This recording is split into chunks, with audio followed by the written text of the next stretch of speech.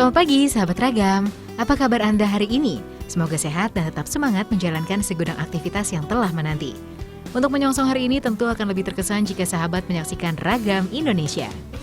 Rangkaian informasi yang telah kami siapkan pasti akan semakin membuka wawasan serta menambah kecintaan Anda pada negara kita.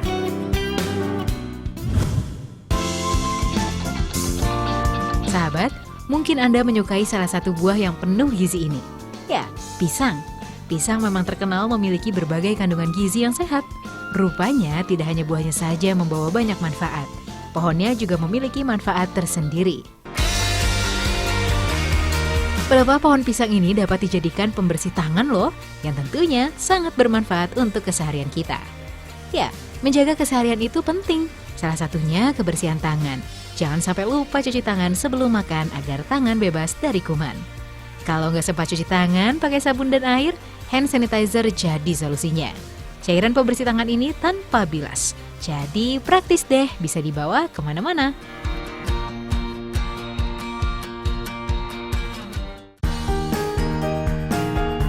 Uniknya hand sanitizer milik Zila ini terbuat dari pelepah pisang loh. Hand sanitizer dari pelepah pisang ini adalah hasil karya mahasiswa Fakultas Kesehatan Masyarakat Universitas Diponegoro, Semarang. Hamas dan Rozak adalah 2 dari 6 mahasiswa yang membuat hand sanitizer pelepah pisang. Ide ini muncul tahun 2014 lalu. Mereka memanfaatkan pohon pisang yang telah selesai dipanen. Setelah diambil buahnya, pohon pisang akan dipangkas. Daripada terbuang, lebih baik dimanfaatkan. Semua jenis pelepah pohon pisang bisa dimanfaatkan, tapi menurut Hamas, mereka paling banyak menggunakan pelepah pisang Ambon. Karena dibanding jenis pisang lainnya, pelepah pisang Ambon paling banyak mengandung zat saponin dan tanin. Kedua zat tersebut mengandung antibakteri dan antiseptik alami yang cocok untuk dibuat hand sanitizer. Sudah terkumpul banyak nih, lanjut kita olah di Laboratorium Fakultas Kesehatan Masyarakat Undip.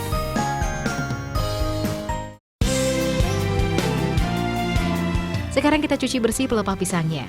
Bagian ruas dalam pelepah pisang harus bersih juga, karena bagian inilah yang akan kita gunakan sebagai bahan hand sanitizer. Sudah bersih pelepah pisangnya? Lanjut ke tahap berikutnya.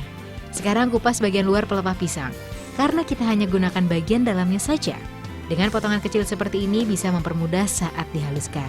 Cara menghaluskannya mudah kok, tinggal masukkan ke alat yang biasa digunakan untuk membuat jus. Selanjutnya, tambahkan sari pelepah pisang ini dengan bahan emulsifier. Bahan emulsifier ini untuk mengikat kotoran yang terdapat di sari pelepah pisang. Setelah itu, saring menggunakan kertas saring. Hasil saringan akan disterilkan lagi dengan menggunakan alat bernama autoclave. Dengan alat ini, kuman dan bakteri akan hilang. Sterilisasi ini butuh waktu sekitar 3 jam. Setelah 3 jam, keluarkan sari pelepah pisang dari autoclave. Tahap selanjutnya adalah pencampuran. Campurkan sari pelepah pisang dengan campuran aquades dan etanol. Jadi, sifat antiseptik atau antibakterinya diperoleh dari zat saponin dan tanin pada pelepah pisang dan juga etanol.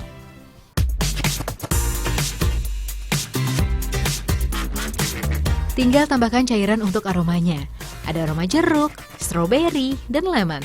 Hand sanitizer sudah jadi. Satu tahap lagi nih, yaitu pengemasan. Kemas cairan hand sanitizer ke dalam kemasan 100 dan 10 ml. Untuk yang kemasan 100 ml harganya Rp20.000, sedangkan 10 ml hanya Rp5.000 saja. Produk hand sanitizer dari pelepah pisang ini sudah dijual sampai ke Bandung dan Jakarta loh sahabat. Karena inovatif, hand sanitizer dari pelepah pisang ini pernah mendapat medali emas di Pekan Ilmiah Mahasiswa tahun 2014 lalu loh. Keren kan?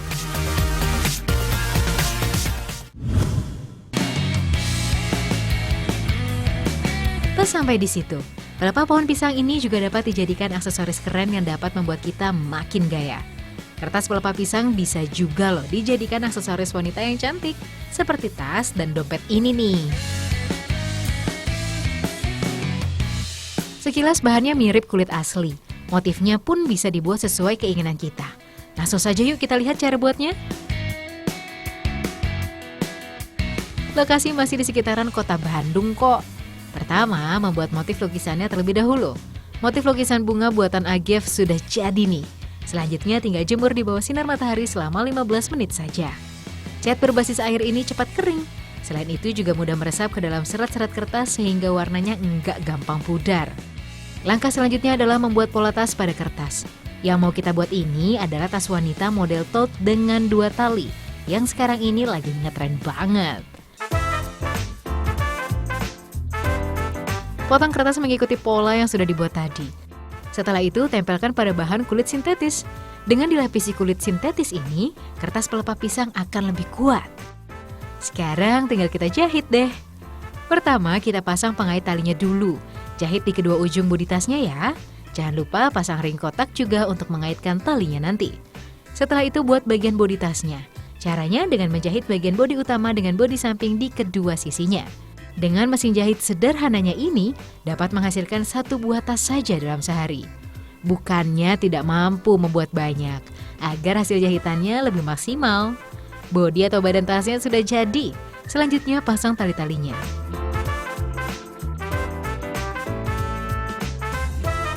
Bahan untuk tali tas ini memakai kulit sintetis juga.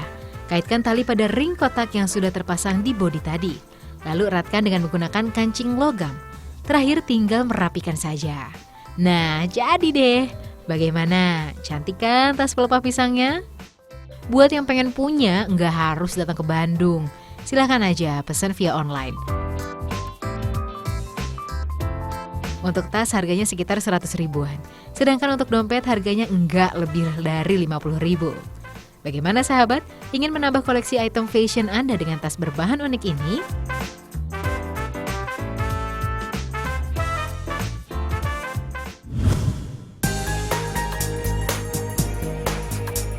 Sahabat Ragam, salah satu bahan makanan pokok masyarakat Indonesia adalah jagung. Tidak hanya di Indonesia, bahkan di seluruh dunia jagung menjadi sumber karbohidrat terpenting. Jagung merupakan anggota tanaman monokotil yang hidup semusim. Satu siklus hidupnya berlangsung selama 80-150 hari. Tanaman ini punya tinggi rata-rata 1-3 meter.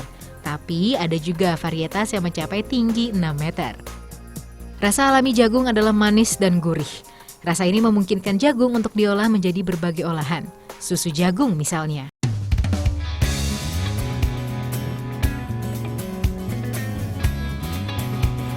Jagung manis berkualitas menjadi bahan utamanya. Yang dipilih adalah yang tidak terlalu matang atau terlalu muda, serta mempunyai bulir yang besar. Pertama, jagung diserut untuk memisahkan bulir dengan bonggolnya. Susu jagung diperoleh dengan cara penggilingan biji jagung yang telah direbus air. Hasil penggilingan kemudian disaring untuk memperoleh filtrat yang kemudian dipasteurisasi dan diberi flavor untuk meningkatkan rasanya. Kandungan ekstra karbohidrat dalam susu jagung dipengaruhi oleh varietas jagung, jumlah air yang ditambahkan, jangka waktu dan kondisi penyimpanan, kehalusan gilingan dan suhu panas.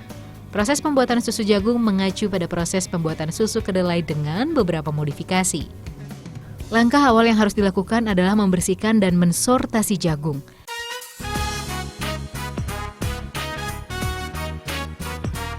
Jagung yang telah disortasi lalu direbus selama beberapa menit. Dilanjutkan dengan proses pemipilan biji. Jagung telah dipipil, kemudian diblender dengan penambahan gula dan air. Bubur jagung yang dihasilkan kemudian disaring menggunakan kain saring. Filtrat yang dihasilkan merupakan susu jagung mentah. Selanjutnya, susu dipanaskan pada suhu 70 derajat Celcius selama 20 menit, lalu dinginkan dan disimpan di tempat dingin. Produk susu jagung membutuhkan beberapa tahapan lagi untuk dikemas dalam cup dan untuk menjamin keamanan produk selama distribusi serta penjualan produk.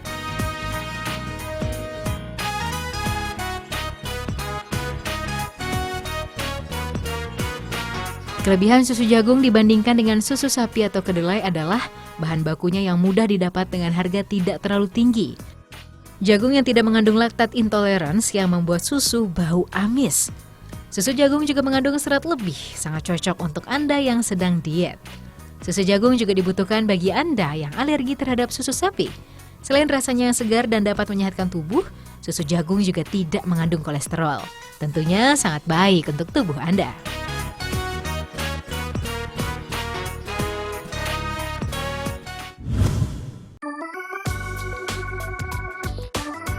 Sahabat, coba tebak, ini beras atau apa ya? Bentuknya memang persis seperti beras sih, tapi warnanya kok agak kekuningan. Ini adalah rasteja alias beras jagung analog yang dibuat sebagai alternatif panganan pokok pengganti beras.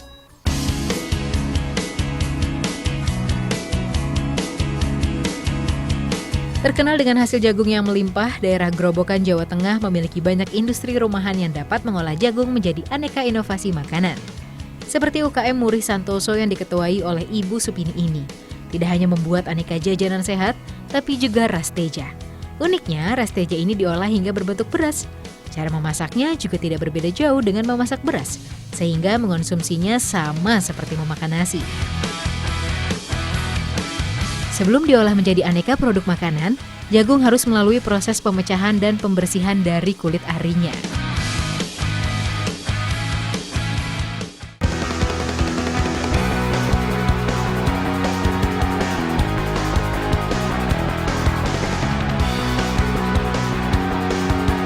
Langkah pertama, masukkan jagung yang telah dipipil dan dicuci bersih. Mesin akan otomatis menyedot, merendam, hingga proses pemecahan menjadi bagian-bagian kecil. Kulit ari jagung memang kaya akan serat, namun tidak dapat digunakan dalam penepungan. Jagung pipil kering giling ini juga memiliki banyak kandungan seperti pati, minyak goreng, protein, serta serat kasar. Untuk pembuatan rasteja dapat menggunakan jenis jagung putih ataupun kuning, karena kandungan keduanya tidak jauh berbeda. Sama-sama memiliki kandungan karbohidrat yang tinggi, hingga mencapai 80%. Jagung digunakan sebagai pengganti beras karena memiliki banyak keunggulan seperti sebagai sumber kalori, pencegah kanker usus, sumber mineral, dan juga vitamin. Selain murah, nasi jagung juga tidak mengandung pemicu penyakit seperti nasi beras yang memiliki kandungan gula dan dapat menyebabkan diabetes. Prinsip, belum makan kalau belum makan nasi, memang masih melekat erat dalam kebiasaan masyarakat kita. Padahal sumber karbohidrat yang lebih aman sudah didapatkan dari jagung. Nasi jagung kaya akan vitamin, mineral, serta serat dan gizi yang paling tinggi terkandung adalah magnesium yang dapat membantu mengurangi kemungkinan terkena penyakit diabetes dan darah tinggi. Namun, banyaknya kandungan pada jagung tidak setara dengan banyaknya peminat jagung di negara kita. Dan nasi jagung sering dianggap makanan kelas rendah. Padahal di beberapa negara besar jagung telah menjadi makanan pokok loh, seperti Amerika yang juga merupakan produsen jagung terbesar saat ini. Cara mengolah rasteja ini cukup mudah, sama seperti memasak nasi beras pada umumnya.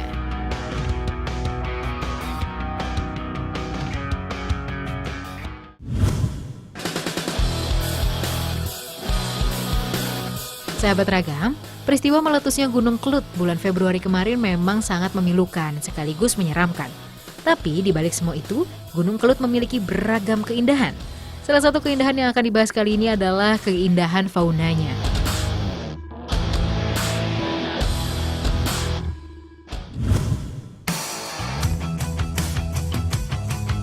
Burung hantu bubo ketupu atau dikenal juga dengan nama blow ketupu atau ketupa ketupu. Bahasa Inggris dikenal dengan nama Buffy Fish Owl atau Malay Fish Owl. Burung hantu bubo ketupu ini merupakan spesies burung hantu berbadan medium dengan bulu unik di bagian kepala yang menyerupai daun telinga yang mengarah horizontal. Panjang tubuh bubo ketupu dewasa sekitar 40-48 cm dengan berat sekitar 1-2 kg. Ukuran tubuh bubo ketupu betina lebih besar dibandingkan dengan yang jantan. Burung ini termasuk dalam hewan karnivora. Ia bisa memakan reptil, mamalia kecil, serangga, bahkan mereka juga pemakan bangkai. Bubo ketupu akan bertengger di atas pohon menunggu ada mangsa lalu menyambarnya.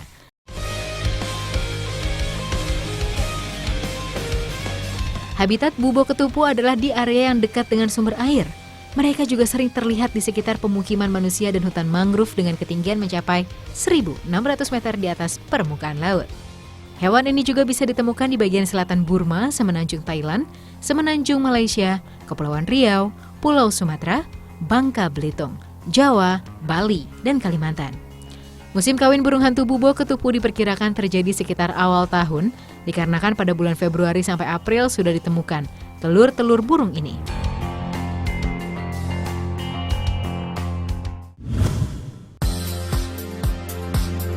Celepuk merah memiliki nama latin Otus rufescens. Burung hantu jenis ini dikenal juga dengan nama internasional Reddish Scoops Owl. Celepuk merah merupakan jenis burung hantu berbadan kecil. Panjang tubuh celepuk merah dewasa hanya sekitar 15 hingga 18 cm, sementara berat badannya sekitar 70,5 hingga 83 gram.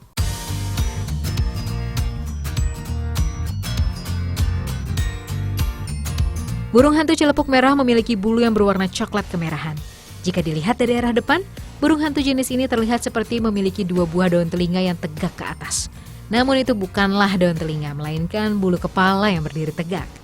Seperti kebanyakan spesies burung hantu lainnya, celepuk merah juga merupakan burung nokturnal. Habitat celepuk merah adalah di wilayah hutan dataran rendah, hutan perbukitan, dan hutan primer serta sekunder.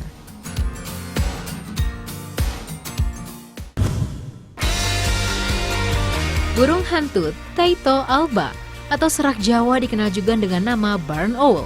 Taito alba sendiri sebenarnya adalah nama Latin dari burung hantu berukuran besar ini. Burung hantu jenis ini memiliki banyak sekali nama lain. Di antaranya adalah burung hantu muka monyet, burung hantu perak, burung hantu emas, dan burung hantu cantik.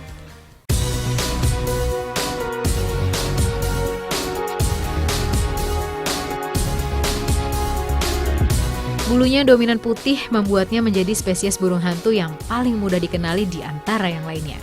Terlebih lagi bentuk wajahnya yang putih bersih yang menyerupai bentuk hati terlihat begitu khas.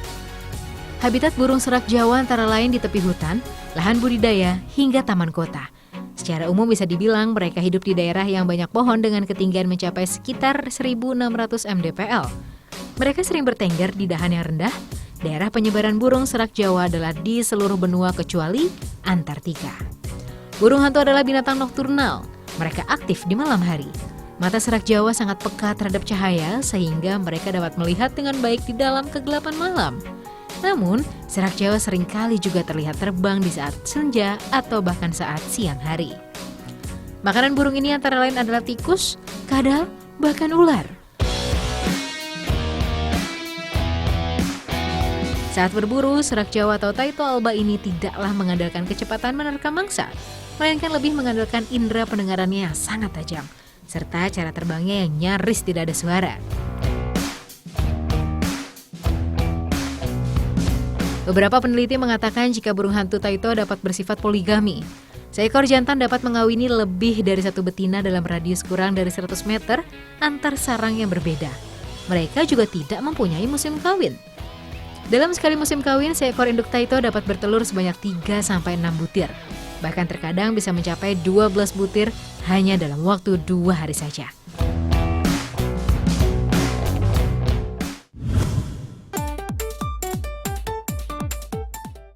Sahabat jangan kemana-mana ya, karena Ragam Indonesia masih akan kembali usai jeda komersil berikut ini. Tetaplah di Trans 7.